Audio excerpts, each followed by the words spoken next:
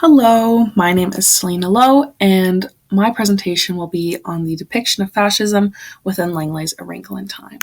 And to start off, I wanted to go over the overarching theme of the novel, which is the struggle between individualism and conformity within the modern society. Kathy Bird's article states that this concept of individuality is regularly promoted within the past and present works of American literature, this being a past work in which individualism is promoted. And we can see this because throughout the novel, the protagonists promote individuality and individualism. And this is through their unique traits, which help them defy conformity, while the antagonists present radical conformity and obedience, otherwise seen as fascism. And I wanted to touch on individualism because it is a very important concept. So as I've mentioned, American literature of the past and present evokes the value of individualism, and the concept adapts to its existing conditions. So in a modern society such as Canada, individuality would be promoted for pretty much everyone, whereas in the past it would only be promoted for white middle-aged men. Individualism is also described as a freedom that came with the knowledge that the individual was not only responsible for their successes, but for their failures as well. And this is particularly seen for the three protagonists within the novel because they continuously represent individualism through their successes and their failures, and through their strengths and their faults, which are unique to each and every single protagonist. And this is what sets them apart from the conformist society of Camazotz. And just to go back to that overarching theme, Langley continuously warns the reader of the fast approaching collectivist society in regards to individualism without her novel. And she does this through Camazotz, which is a place of likeness. And so I have this quote here taken from when the protagonists first encounter Camazotz. And on page 115, in my version anyways, she writes that below them the town was laid out in a harsh angular pattern. The houses in the outskirts were all exactly alike, small square boxes painted gray. Each had a small rectangular plot of lawn in front, with a straight line of dull-looking flowers edging the path to the door. Meg had a feeling that if she could count the flowers, there would be exactly the same number for each house. So already, on Camazotz, it controls all thought and behavior. And as you can see in that little corner on the left, it is a little brain. And thus the planet is completely void of any individuality, where, as you can see in my previous quote, we already see this in the domestic space where all the houses are alike. And throughout the narrative, Meg begins to utilize her power of independent thought. She is the main protagonist within the novel to escape the fascist conformity and control presented by it. And so here again, we go back to that theme of the struggle between individualism and conformity. And as I already said, Langley does continuously warn the reader of collectivist societies, but this is not only presented through Camazotz, but throughout the entire narrative. And this is done to further emphasize the danger that conformity presents to individualism. And I want to give an overview of fascism as well, because it is an almost not entirely complex construct, but it is something worth mentioning. And as described by Arthur J. Jacobson, fascism can be viewed as a perversion of conservatism. It not only trusts tradition, but gives it a biological foundation and sacred residence. And it not only distrusts reason, but recoils and abandons it as a regulator of and limitation of human affairs. And reason is the word I really want to touch on, because reason is the rationality for the actions an individual commits. Reason would be the choices that we make. And this lack of trust within reason further displays the lack of individuality within a fascist state because of the absolute control that the state has over the choices of the people. And with reason being such a vital component of individuality and individualism, it illustrates that the ability to make one's own choices is a vital component to human individuality. And in A Wrinkle in Time, this individuality and ability to choose is what the protagonists use to fight against the fascism present on Camazotz.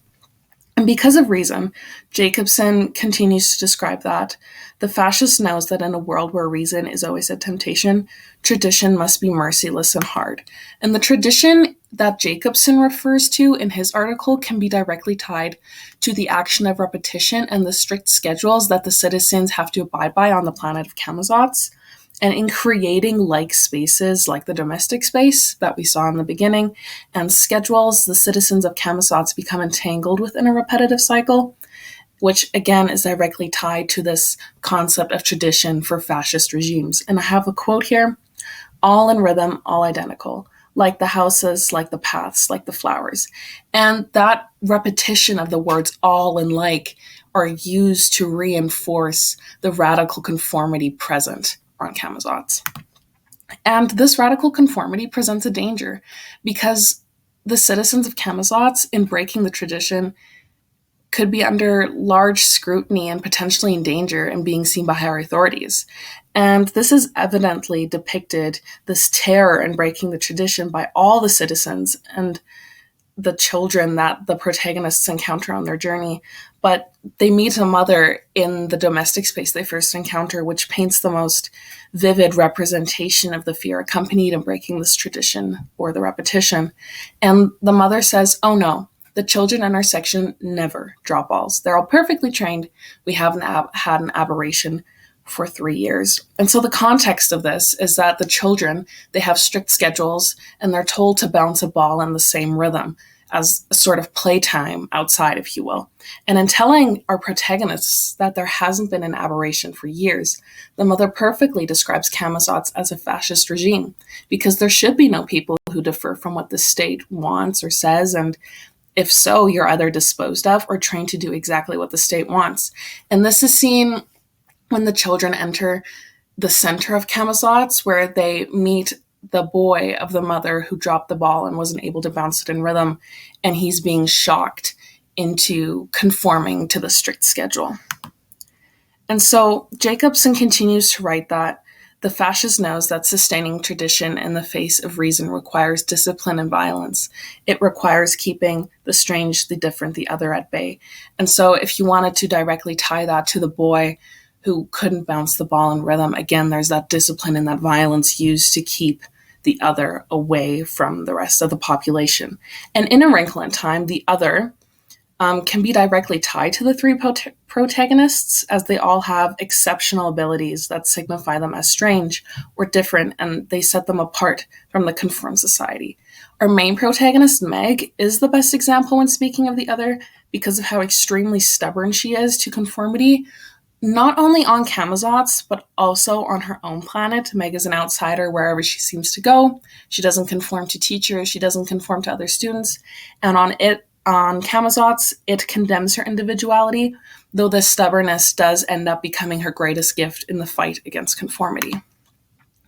And so she overcomes this power of it in the fascist regime because of her fault, her stubbornness, her refusal to conform, and her individuality in the face of conformity is what saves other protagonists from conforming.